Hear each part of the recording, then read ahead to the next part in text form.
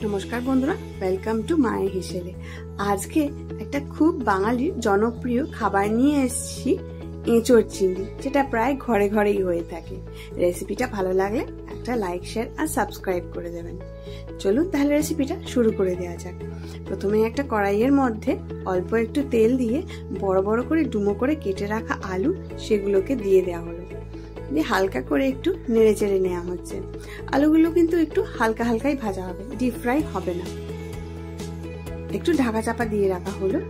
খানিকক্ষণ পরে আবার ঢাকাটা খুলে একটু ভালো করে নেড়ে চেড়ে নেওয়া হচ্ছে। এর মধ্যে এবারে ছোট ছোট করে কেটে রাখা এঁচোড় সেগুলোকে দিয়ে দেওয়া হলো। এবারে এঁচোড় আর আলুটাকে ভালো করে নেড়ে নেওয়া হচ্ছে।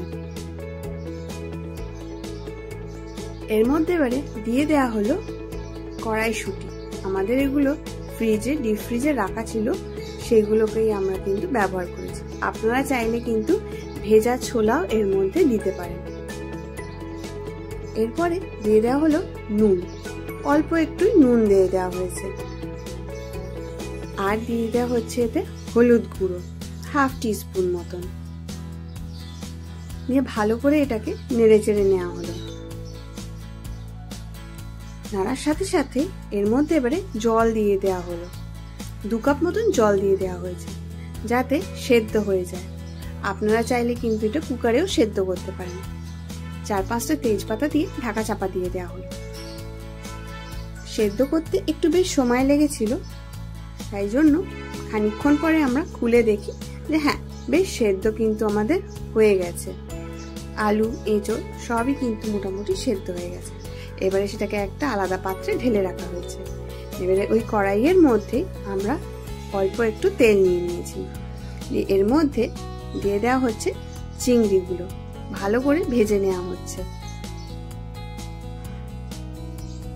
খানিকক্ষণের জন্য ঢাকা চাপা দিয়ে দেওয়া হলো, যাতে চিংড়িগুলো ভালো করে ভাজা হয়ে যায়। চিংড়িগুলোকে আবার একটু উল্টে পাল্টে নেওয়া হচ্ছে। এর মধ্যে এবারে দিয়ে দেওয়া হলো শুকনো লঙ্কা আর অল্প একটু জিরে, গোটা জিরে দিয়ে ভালো করে এগুলোকে ভাজা ভাজা করে নেওয়া হচ্ছে। এর সাথে দেওয়া হলো একদম কুচো করে কেটে রাখা পেঁয়াজ। দিয়ে ভালো করে পেঁয়াজটাকে নেড়ে ভাজা ভাজা করে নেওয়া হচ্ছে। পেঁয়াজটা কিন্তু একদম মুচমুচে ভাজা হবে না, হালকা হালকা একটু সাদা সাদাই ভাজা থাকবে। পেঁয়াজ আমাদের ভাজা হয়ে গেছে। অল্প একটু নুন দিয়ে দেওয়া হলো। আমাদের কিন্তু এঁচোড় আর আলুতে অলরেডি নুন দেওয়া, তাই জন্য কিন্তু আপনারা নুনের টেস্টটা একটু দেখে শুনে দেবেন। ভালো করে এবারে নেড়ে চেড়ে নেওয়া হলো। এবারে দিয়ে দেওয়া হলো হাফ টিস্পুন রসুনের পেস্ট আর 1 টিস্পুন আদার পেস্ট।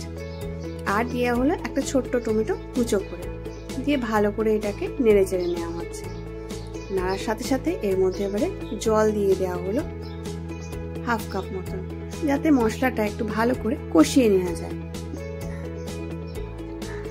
এর মধ্যে এবারে দিয়ে দেওয়া হচ্ছে লঙ্কা গুঁড়ো। ঝাল কিন্তু আপনারা আপনাদের স্বাদ মতন দেবেন, এটা কিন্তু ঝাল লঙ্কার গুঁড়ো। আর দিয়ে দেওয়া হলো হাফ টিস্পুন মতন ধনে জিরে পাউডার।